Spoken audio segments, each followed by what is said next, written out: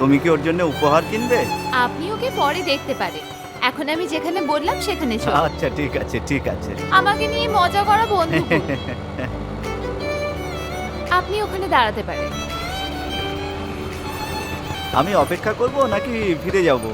একটু পরে চলে আসবো। হ্যাঁ ঠিক আছে।